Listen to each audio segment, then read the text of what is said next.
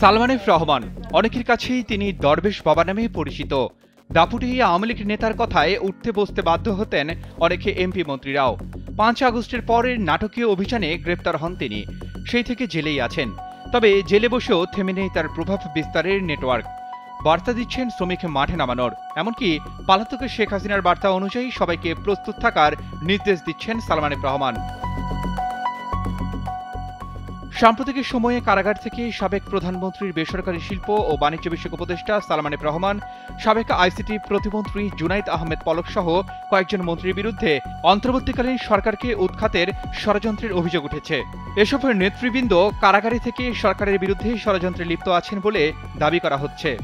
Salman F Rahman আদালতে এসে সরকারের বিরুদ্ধে সাবেক প্রধানমন্ত্রী শেখ হাসিনার বার্তা অনুসারে সবাইকে প্রস্তুত থাকার নির্দেশনা দেন।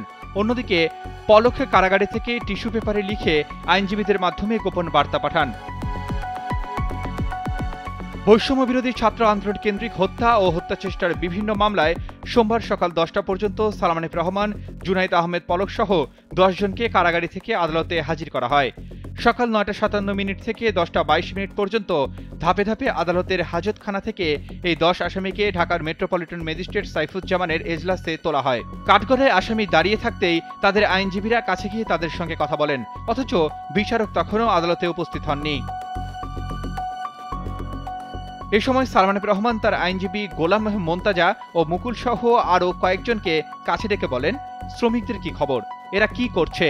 সরকার 40,000 শ্রমিকের চাকরি খেয়েছে, 10,000 শ্রমিক মাঠে নামালেই তো হয়। এরপর আইনজীবীরা তাকে দেশের পরিস্থিতি সম্পর্কে জানিয়ে দেন। আইনজীবীরা তাকে বলেন, ইফতিয়াদি শিক্ষকদের মারধর করা হয়েছে, রাতে ঢাকা বিশ্ববিদ্যালয় ও ঢাকা কলেজের শিক্ষার্থীদের মধ্যে সংঘর্ষ হয়েছে। তখন তিনি মুচকি হেসে বলেন, নেত্রী কি বার্তা দিয়েছেন? আইনজীবীরা কোনো উত্তর না দিলেও তিনি আরও বলেন, নেত্রীর বার্তা অনুযায়ী সবাইকে রেডি থাকতে বলেন। Arman Ali, Daily Sun.